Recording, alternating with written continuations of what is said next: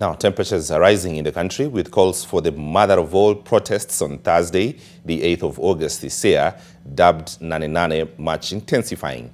Now, the protests will be without a doubt the ultimate litmus test on the proposed broad-based government.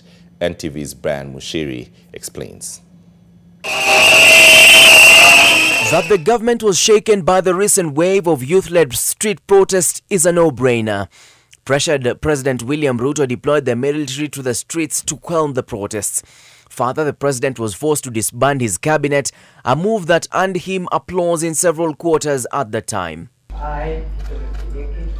However, the youth went back to factory settings of anger, despair, as well as feeling disenfranchised by the head of state after the president reappointed 10 of the 22 individuals whom he had fired. Further, the head of state nominated to the cabinet 4 individuals from the opposition.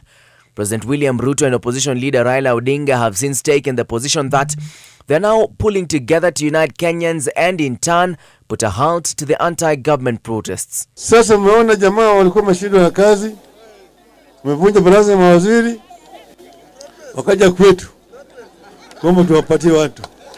Si walikuwa mashindwa na kazi? Wakaja wakasema wanapiga magoti chini, tafadhali mpatie sisi watu wenu ni wanajua. Sasa hizi tumeunda serikali ya kila mtu. Hakuna mtu sasa ya kulalamika. Hakuna mtu ya kupingana.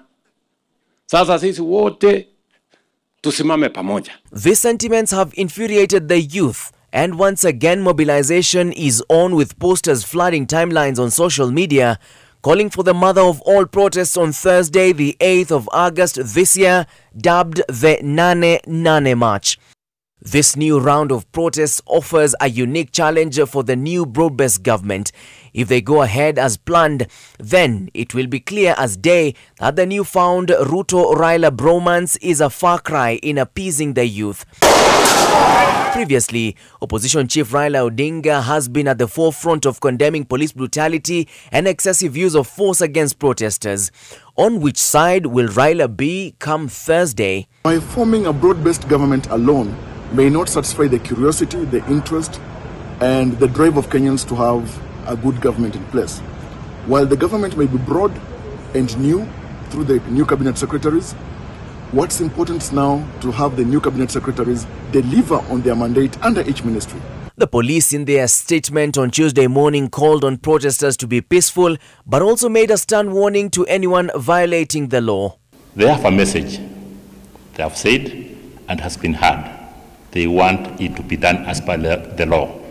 And in this regard, it is asked the security agencies to ensure to differentiate the real chances and those who take the opportunist of that riots. On social media platforms, the pressure is not decreasing.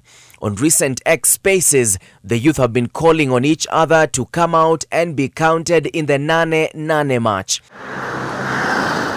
Elsewhere, 2 members of parliament, James Mwangi Gakuya and Major Dong, have secured anticipatory bail against arrest on allegations of funding and fueling Gen Z protests.